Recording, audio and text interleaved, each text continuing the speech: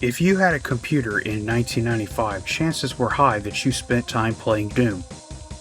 If you enjoyed Doom, you most likely were online searching for new levels to download.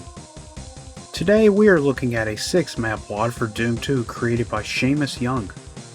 He was known on the internet for a blog that he updated daily going back to 2005. In the 2010s he had a big YouTube channel called 20-Sided where he talked about video games. Shamus was a prominent gaming critic online until he tragically passed in June of 2022 at the age of 50. Back in the mid-90s he was making Doom maps. I have decided to review all of his Doom WADs to honor his legacy. If this is the first video of mine you've seen, you can go back and see the other WADs Shamus made that I reviewed, Slugfest and Doom City. Torment was released on December 10th, 1995, the same day he released Doom City. There are only 6 levels, and all of them were designed for both single player and deathmatch playability. They're not too difficult, so I decided to do this playthrough with pistol starts for each level. DSDA Doom is my source port of choice. I keep everything strictly vanilla and play on ultra-violence difficulty, the gentleman's way of playing Doom. Silver and Grey welcome us to Torment. Beyond the door, we get a hint of the new sound effects.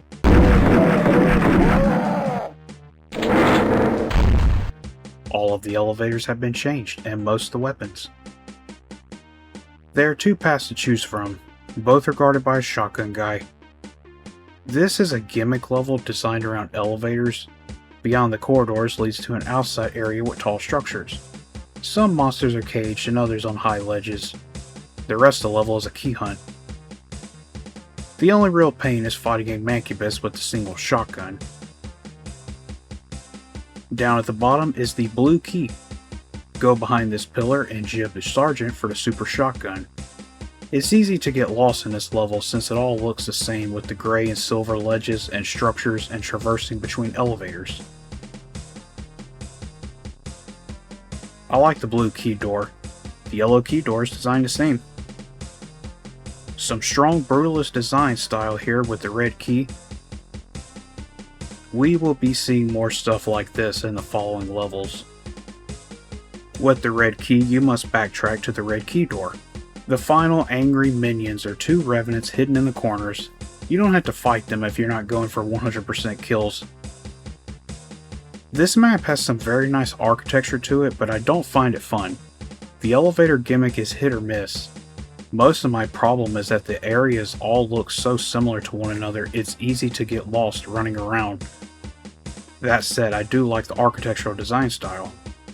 This WAD has a strong emphasis on silver and gray with the occasional mix of brown wooden textures. This map is a good introduction to the design style Shamus was going for. Behind us is a shotgun and some spare shells left behind by the former hero. Up the stairs you hear this.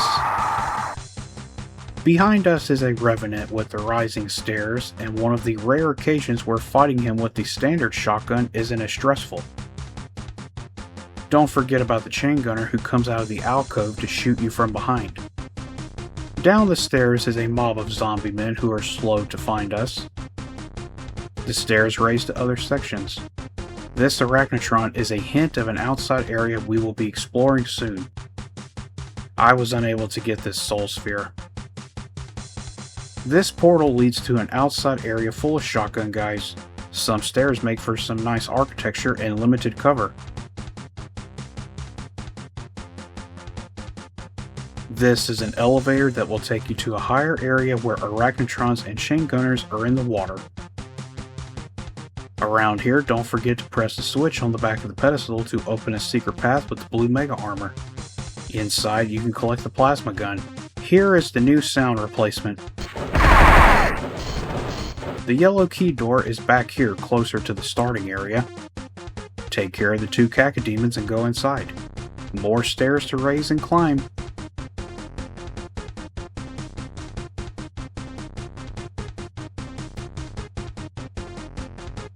This switch is important for retrieving the red key. Go back outside. The pentagram tile is a hint that something bad is about to happen. Picking up the red key triggers a teleporter trap. The yellow door locks you in, and you're swarmed by monsters around the square pillars. An archvile is well placed in this trap where he can easily begin resurrecting dead demons. This is the biggest trap Shamus Young has used in a map so far that makes it one of the most memorable combat scenarios of his WADs.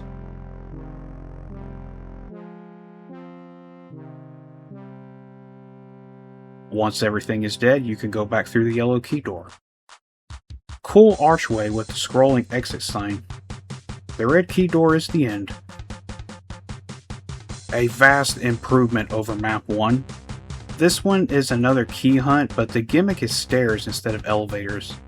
I struggled with the secrets and am not going to lie about my failure on finding them all. The teleporter trap at the end was the most fun fight. I don't really care for this MIDI track. I generally enjoy Shamus's music, but there's something about the drums in this one that put me off.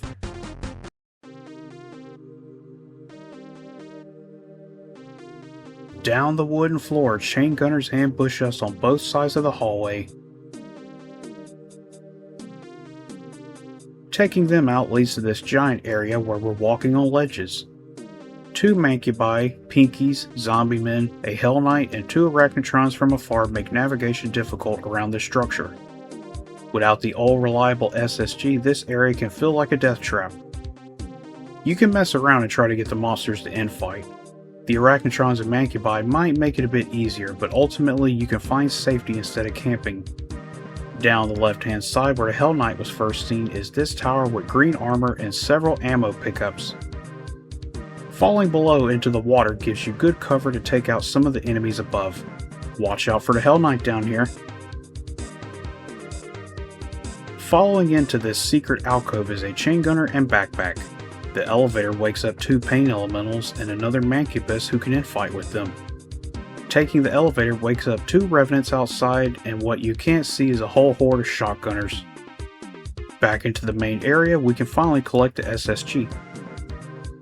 If you want the rocket launcher, you have to climb onto the wooden ledge and go around here to finally get it.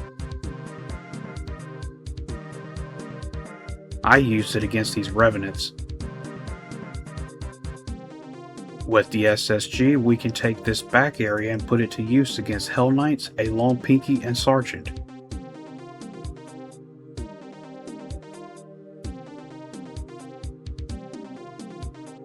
Walking back here behind the grate will lower an elevator with a blue flooring. This switch lowers the pedestal with the plasma rifle. This drops you to a death trap. I'm unable to fall down there because there are so many shotgunners turtled up in this area. We'll take care of them from a safer distance. Down this gray and wood hallway wakes up an archvile.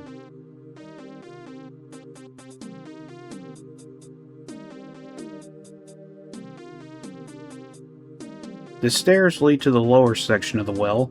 I assume that is where the name Well of Tears comes from. All the shotgunners are waiting for us and can be taken care of easily, and the Mancubus isn't a problem either.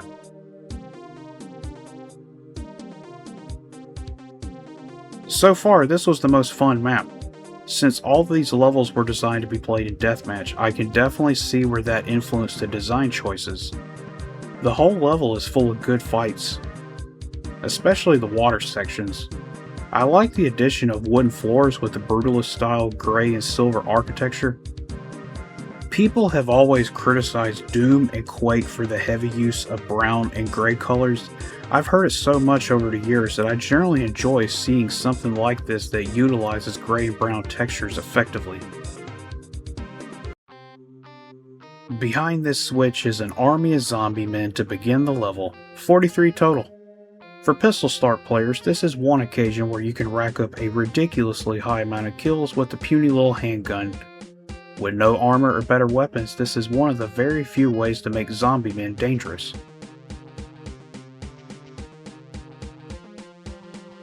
Your reward for taking out all 43 is a shotgun. There are 2 paths to choose. This one has a chain gunner to give you a better weapon, and this one has an Arachnotron. Up above in the cages are shotgunners and revenants. Following the chain gunner's path, we meet a cacodemon. After him, a Hell Knight. Up above and into the alcove, the super shotgun is guarded by revenants. You have fights with mid-tier enemies, but it's never in ways to make you feel overwhelmed. I like this area, more brutalist architecture with vanilla textures.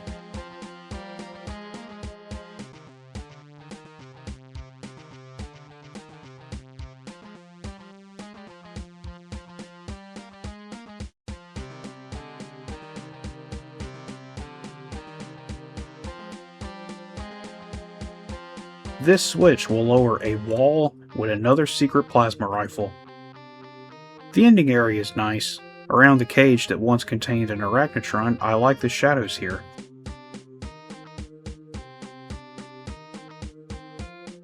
Another good map. I like the MIDI track. When I first heard it, I wanted to use it to practice guitar on. One thing I noticed in Shamus Young's maps is that he always casts shadows over archways and areas with structures. You can see that done strongly in this level. Apart from the opening room with the zombie men, everything in this map just screams to me that this is for deathmatch. It is designed well for players to run around fighting each other.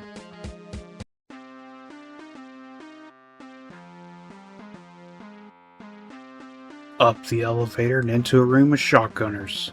A Baron burns us for fun. Quite the rude start without our weapons. This map is tough at first until you know where to find your guns. Outside near the Baron are chain gunners hidden in corners to surprise you. There are multiple paths we can choose. Back in the starting area, the other door opens to a revenant guarding the SSG. The green armor is down below in the water with 4 cacodemons and a pain elemental. In this narrow passage, you have just enough room to move around and deal with them so long as the cacodemons don't block your pathway. With the SSG, this map is easy now. Similar to other levels, it's a key hunt and the fights aren't tough despite the frequent use of mid-tier monsters. The double bars around this door remind me of the trick Shamus did in Doom City with lining up drink sprites in the refrigerators. Nice shadows in this hallway. It's little details, but I appreciate this stuff. The teleporter leads to the area with the Baron and a Berserk pack. Lower the wall to get the secret tag.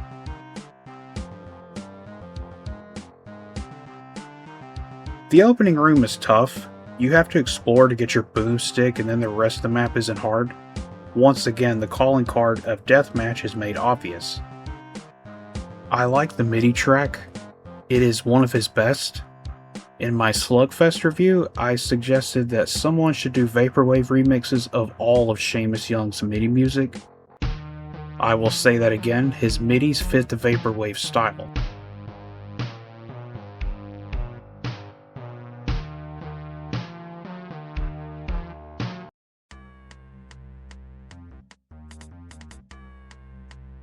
Demonic marble textures are subverting the gray buildings. In here, we can also see the hellish skin corrupting the structures. This is a boss level. No cyber demon to worry about, only a spider mastermind surrounded by mid and high tier enemies in this giant room. The walls are timed and will lower and raise for cover. For a final fight, the mastermind can infight with everyone here, leaving the Archvile as the only true threat. But even he gets distracted due to some infighting.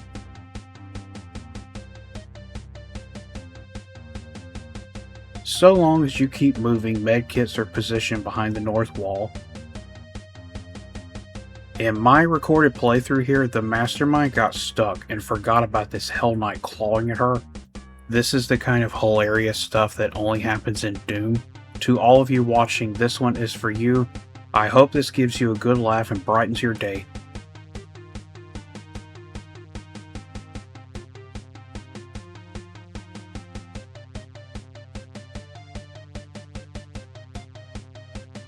Back in the starting area, you can fall into the water and press the switches. The alcoves count as secrets. Up above, you can get the Soul Sphere and Rocket Launcher. You could do this before waking up the Mastermind for better preparation. The red key door opens the exit.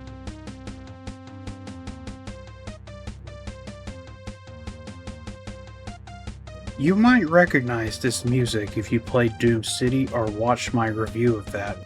The final gift for finishing Torment is a nice remix of that MIDI track. Only 6 maps, so it's hard to judge this. I like the architecture and structures in this WAD. For 1995, it has good aesthetics. Balancing single player and deathmatch together for each map must have been difficult back in the early era of Doom editing. I imagine had Shamus stuck around in Doom and joined community projects, these are the kind of designs that would mesh well into a big project. I think Team TNT might have liked him. He had a good attention to detail and his monster placement is pretty good too. One thing I noticed playing a lot of old 90s WADs is how frequently a Mancubus or Baron is used in tight spaces. If you watch my review of Dystopia 3, you will see plenty of that. Shamus uses high tier enemies too, but they're not a hindrance to fight in the areas he places them. He also used Hell Knights more frequently than Barons during a time when a lot of map designers preferred Barons. Anyone who has played Hell Revealed knows how much Barons were overused in that. This video is the third in a 4-part series where I am reviewing all of Shamus Young's Doom WADs. Next, I will be reviewing his final WAD, Phobos Relive the Nightmare. In honor of his memory, may his legacy live on. Thank you for watching.